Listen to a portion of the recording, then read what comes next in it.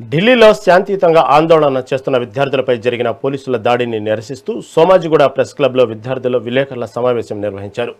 ఈ సందర్భంగా ప్రజాస్వామ్యబద్ధంగా ధర్నా చేస్తున్న వారిపై పోలీసులు కఠినంగా ప్రవర్తించడాన్ని వారు తీవ్రంగా ఖండించారు. అంతేకాకుండా లడఖ్ ఉద్యమకారుడు సోనం వాంగ్చుక్ చేపట్టిన న్యాయ పోరాటానికి తమ పూర్తి మద్దతు ప్రకటిస్తున్నట్లు విద్యార్థులు స్పష్టం చేశారు.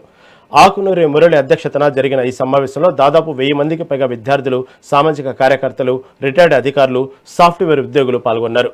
ప్రజాస్వామ్యాన్ని కాలరాసే ప్రభుత్వాలకు బుద్ధి చెప్పే శక్తి ఒక్క యువతకే ఉందని, పాలకులు తమ వైఖరిని మార్చుకొని యువత భవిష్యత్తును కాపాడాలని ఈ సందర్భంగా ఆకునూరి మురళి పేర్కొన్నారు.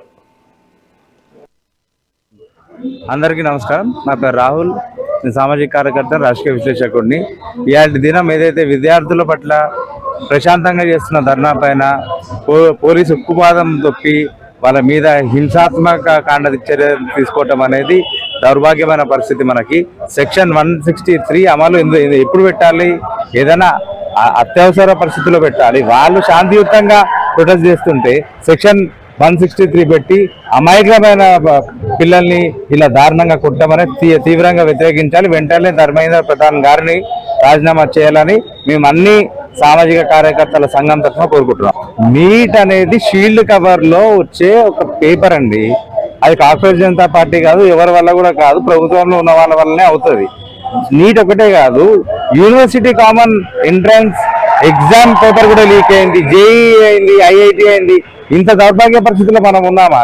10 రూపాయల డైపర్ ఎలా తయారు చేస్తారో మనకి ఇప్పుడు దాకా లీక్ కాదు. కానీ ఇన్ని లక్షల మంది పిల్లల భవిష్యత్తుని లీక్ చేసి మీరు వాళ్ళ జీవితాలు 23.7 లక్షల మంది పిల్లల జీవితాన్ని పరంగా పెట్టినాము. ఈ దినం రాబోయే రోజులలో ఖచ్చితంగా యువతరం గడ్డుకాలం వస్తుంది ప్రభుత్వానికి నేను తెలియజేస్తాను. నిన్న జంతర్ మంతర్ లో జరిగినటువంటి ఒక విధ్వంస కాండ ఏదైతే ఉందో, విద్యార్థుల పట్ల చాలా చాలా చాలా ఒక రాక్షసుల్లాగా లాఠీలు పట్టుకొని వాళ్ళ ప్రైవేట్ భాగాల మీద కూడా తన్ని నిరసన తెలపడానికి, ఎందుకంటే దాదాపు కొన్ని 10ల సంఖ్యలో విద్యార్థులు ఆత్మహత్య చేసుకున్నారు. నీట్ పరీక్షకు సంబంధించినటువంటి స్కామ్ గురించి, ప్రభుత్వం అకౌంటబిలిటీ గురించి మాట్లాడకుండా, ధర్మేంద్ర ప్రసాద్ రాజీనామా గురించి మాట్లాడకుండా, కేవలం ఇక్కడ ఉద్యమానికి వచ్చినటువంటి విద్యార్థులందరినీ కూడా లాఠీలను బట్టి కొట్టి వాళ్ళందరి రక్తం కళ్ళ చూసారు అని అంటే ఏమనుకోవాలి ప్రభుత్వాన్ని?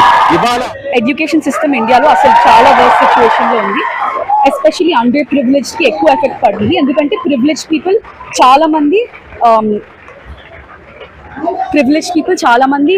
ఇంటర్నేషనల్ స్కూల్స్లో CBSEలో చదువుతారు. కానీ అండర్ ప్రివిలేజ్ మాత్రం గవర్నమెంట్ స్కూల్స్, స్టేట్ స్కూల్స్లో చదువుతారు. వాళ్ళు కష్టపడి చదువుకుని గవర్నమెంట్ ఎగ్జామ్స్కి ప్రిపేర్ అయ్యి, నీట్, జేఈ అలాంటి ఎగ్జామ్స్కి ప్రిపేర్ అయ్యి ఎగ్జామ్ పేపర్ లీక్ అయితే ఆబ్వియస్లీ అందరికీ ఎఫెక్ట్ పడుతుంది. ఎడ్యుకేషన్ సిస్టమ్ మారాలని ఇక్కడ ప్రొటెస్ట్ జరుగుతుంది. అందరికీ నమస్కారం.